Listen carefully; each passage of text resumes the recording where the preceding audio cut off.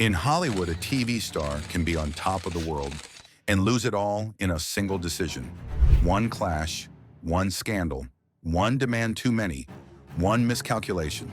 In the 1970s and 80s, even the biggest names learned they weren't untouchable. Some clawed their way back years later, others never recovered, but every one of them followed the same brutal pattern: the rise, the mistake, and the downfall. These are the stars who proved that in Hollywood, one wrong move could ruin everything.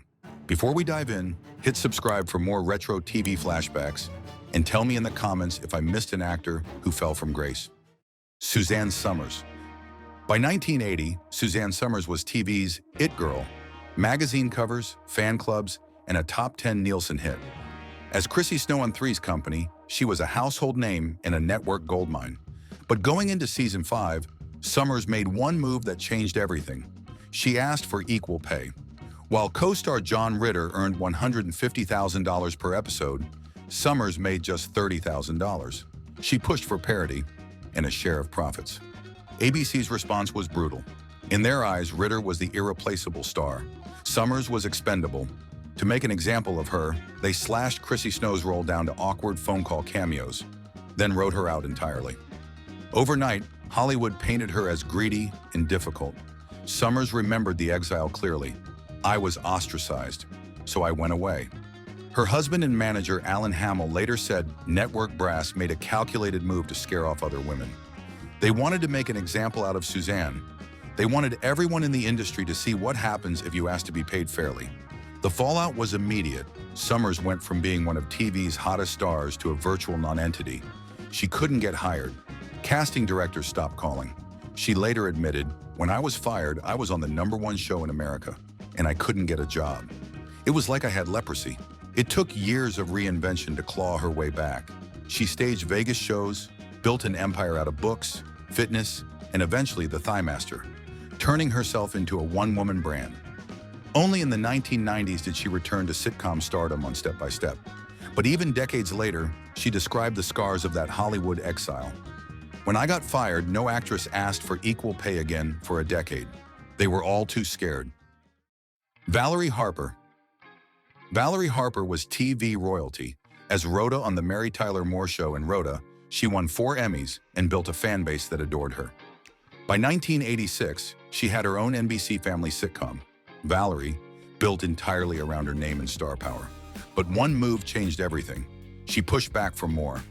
Going into season 2, Harper and her husband, executive producer Tony Cacchiotti, demanded a raise, reportedly from $65,000 to $100,000 per episode, and more creative control. When talks stalled, Harper skipped a single rehearsal in protest. That absence gave Lorimar Productions the opening it wanted. The studio struck fast. Harper was fired mid-series, her character was killed off in a car crash, and the show was renamed Valerie's Family, and later the Hogan Family. To make sure the audience sided against her, executives launched a PR blitz, painting Harper as unstable, greedy, and near a breakdown. One Lorimar insider dismissed her as out of control. The studio even sued Harper and her husband for $70 million in damages. Harper didn't back down. She hit back with an $18 million countersuit, accusing Lorimar of breach of contract, fraud, and defamation. The legal battle dragged on for over a year. In 1988, a Los Angeles jury vindicated her, ruling that Harper had been wrongfully fired and awarding her $1.4 million plus 12.5% of the show's profits. But the damage to her career was done. Studios and networks now saw her as a risk. Insiders whispered she'd been blackballed for daring to take on a major studio and win. Harper later admitted that the fight came with a personal cost. "It was painful, very painful. I didn't work on a series again after that." She had fought for fairness, and she had even won in court. But in the court of Hollywood power, Valerie Harper had lost. Her one move, challenging the deal, proved that even America's wisecracking favorite could be erased overnight. Delta Burke. By the late 1980s, Delta Burke was riding high. As Suzanne Sugarbaker on Designing Women, she was a fan favorite, a 2-time Emmy nominee, and one of CBS's brightest stars. Viewers loved her sharp wit and Southern Belle charm, and she seemed destined for a long run as a sitcom icon. But one move nearly ended it all. She went public. By season 4, Burke was clashing with creator Linda Bloodworth Thomason and her husband, producer Harry Thomason. Feeling isolated, she accused them of psychological abuse in interviews. A shocking claim at the time. She told Barbara Walters, "I couldn't go on living like that. It was just too painful." The Thomasons denied it and hit back hard, portraying Burke as the real problem. Difficult, demanding, even unstable. Co-stars like Dixie Carter openly sided with the producers, leaving Burke isolated on set. What had once been behind-the-scenes tension exploded into front-page tabloid drama. People magazine splashed the feud across its cover, and Entertainment Tonight covered it like a soap opera. By 1991, CBS and the Thomasons made their move. Burke was fired after 5 seasons. In her final episode, Suzanne Sugarbaker was given a pointed farewell line. "I'm saying goodbye, Suzanne." It wasn't just her character leaving. It was Hollywood's way of saying Delta Burke herself was no longer welcome. For a time, it looked like she might never work again. NBC handed her a lifeline with a new sitcom, Delta, in 1992, but it lasted just 1 season. Later attempts to revive Suzanne Sugarbaker fizzled, and Burke's once soaring career never regained its momentum. Cliff Robertson. Not every career-ending move was selfish. Sometimes in Hollywood, the mistake was telling the truth. Cliff Robertson was no small name. He'd won the Academy Award for Best Actor for Charlie, 1968, and by the mid-1970s, he was respected in both film and television. But in 1977, one phone call changed everything. The IRS flagged a mysterious $10,000 payment from Columbia Pictures in Robertson's name, money he had never received. When Robertson investigated, he uncovered something shocking. Columbia's powerful studio president, David Begelman, had forged his signature and cashed the check himself. Begelman wasn't just an executive. He was a Hollywood kingmaker with close ties to the industry's most powerful figures. Most actors would have stayed quiet. Confronting him could mean career suicide. Robertson refused to stay silent. He reported the forgery. The FBI got involved, and Begelman was eventually charged and pled guilty to grand theft. You might think Robertson would be applauded for exposing corruption. Instead, the opposite happened. Hollywood closed ranks around Begelman. Producers stopped calling. Projects dried up. As Robertson put it, the phone stopped ringing. "For 4 years, I couldn't get a job." Actor Kirk Douglas summed it up bluntly in his memoir.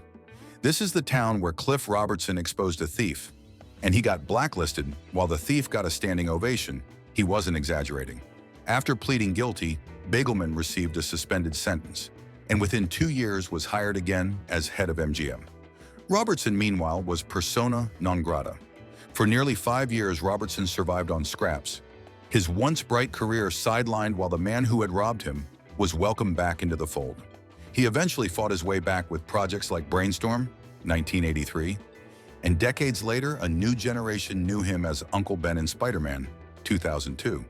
But the damage was lasting. He had lost his prime years. Paul Reubens. In the late 80s, Paul Reubens wasn't just an actor. He was Pee Wee Herman, a pop culture phenomenon. Pee Wee's Playhouse won 15 Emmys, CBS built a Saturday morning empire around him, and his catchphrases were as recognizable as Mickey Mouse. At his peak, Rolling Stone called him a kids show host who became a cult icon for grown-ups too. Then came one mistake that erased it all.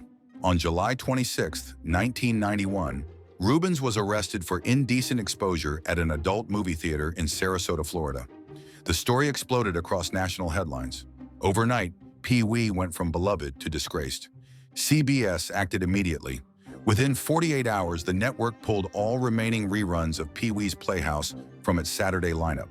Toy companies quietly pulled Pee Wee dolls and merchandise from shelves.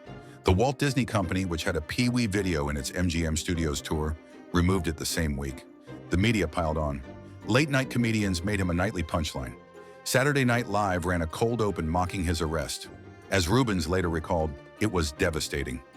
"I was the #1 target for every late-night monologue in America." Though Reubens ultimately pled no contest to a misdemeanor, the damage was irreversible. Hollywood slammed the door shut. For nearly a decade, the man who had been a household name was frozen out of major roles.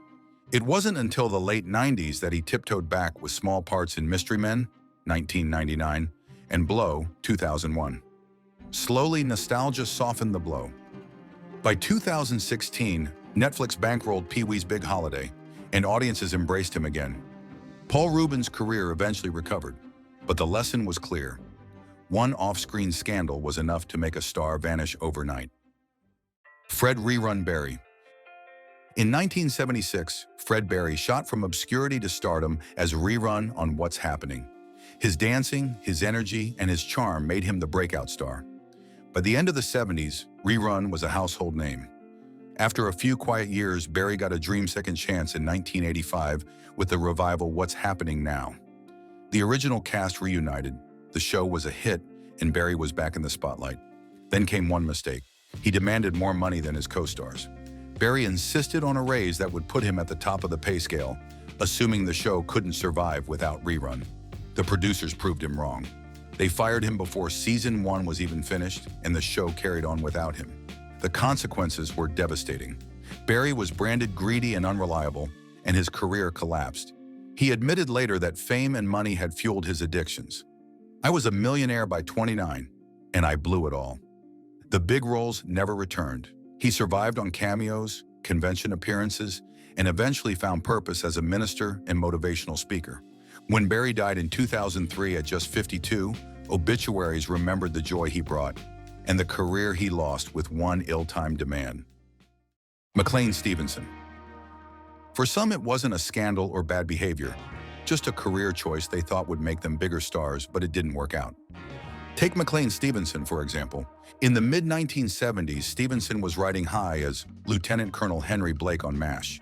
The show was both a critical and ratings powerhouse, and Stevenson's bumbling but warm commanding officer made him a fan favorite.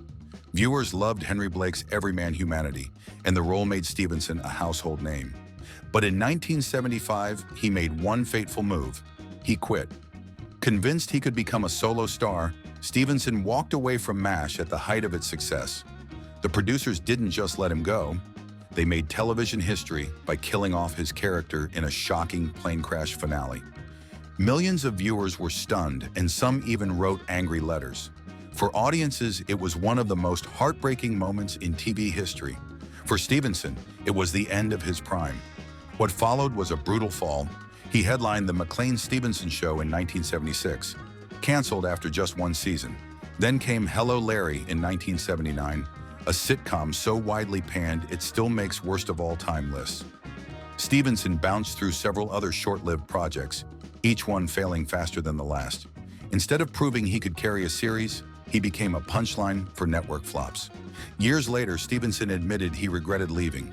He once joked, "I made the mistake of thinking that people were watching me rather than Henry Blake. I wanted to be a star, and instead I've been in a lot of dogs." Hollywood never gave him another role on that scale again. Shelley Long. In the 1980s, Shelley Long was at the top of television. As Diane Chambers on Cheers, she won an Emmy, 2 Golden Globes, and helped turn the Boston Bar sitcom into a ratings powerhouse. Alongside Ted Danson's Sam Malone, she was half of one of TV's most iconic duos. Then came one mistake. She walked away. In 1987, at the height of Cheers' success, Long quit the show to pursue a movie career. She was convinced she'd be the next big film star. It didn't work out that way. While Cheers thrived without her, adding Kirstie Alley and running another 7 hit seasons, Long's movie career fizzled. Films like Hello Again and Troop Beverly Hills underperformed, and Hollywood stopped seeing her as a bankable lead. Though she returned for guest spots on Cheers and later appeared in Modern Family, Long never regained the stature she once had. She went from America's sitcom sweetheart to a cautionary tale of walking away too soon. Her story became a Hollywood proverb. One mistake, leaving a sure thing, can turn stardom into struggle almost overnight. Farrah Fawcett. By 1977, Farrah Fawcett was everywhere. Posters on bedroom walls, Charlie's Angels at the top of the ratings, and Hollywood calling her the ultimate it girl. As Jill Monroe, she was the face of the show's first season. But then came one move that nearly ended her career. She quit. Unhappy with the lightweight scripts, the grueling schedule, compensation, and with pressure from her husband Lee Majors, Fawcett stunned ABC by announcing she was walking away after just 1 year. Producers Aaron Spelling and Leonard Goldberg were furious. Nobody left a #1 show. They sued her for breach of contract and issued a warning to the entire industry. No one's gonna hire her. If they do, we'll sue them too. Overnight, Farrah went from network darling to poison. The backlash was worse than she imagined. Casting directors kept their distance, and her movie dreams stalled. To settle the lawsuit, she agreed to return for occasional guest appearances. It took years, but Fawcett slowly clawed back. By the mid-'80s, she reinvented herself with powerful roles in The Burning Bed and Extremities, earning Golden Globe nominations and respect as a serious actress. Still, her story became a Hollywood warning. Even the brightest star could be made an example. One act of rebellion almost got Farrah Fawcett blacklisted for good. So what's the lesson? In Hollywood, it doesn't matter if you're on the hottest show in America. One decision can change everything.